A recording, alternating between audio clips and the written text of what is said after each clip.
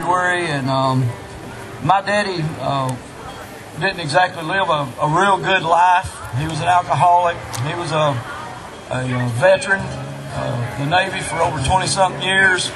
He just lived a rough life. And he grew up in a minister's home, and they left Fannin County when they were all real little, and my grandfather and my grandmother took them all down into deep South Georgia, and he started planting churches down there. He'd go to a town, put up a brush arbor, grab an old tent somewhere, put it up, find 2 or 3 people somewhere that wanted to have church, and he'd start a church, and a couple of years later he'd pick up and he'd move on to another town somewhere down there in South Georgia and start another one. And years ago I went preaching down through South Georgia, and people would ask me, they say, "You J.B. Weeks' boy?" I'd say, "No, I'm his grandson." They said, "Your granddaddy moved so much down here that all he had to do was open the door and the chickens would walk right up into the car because they knew it was time to go to another town."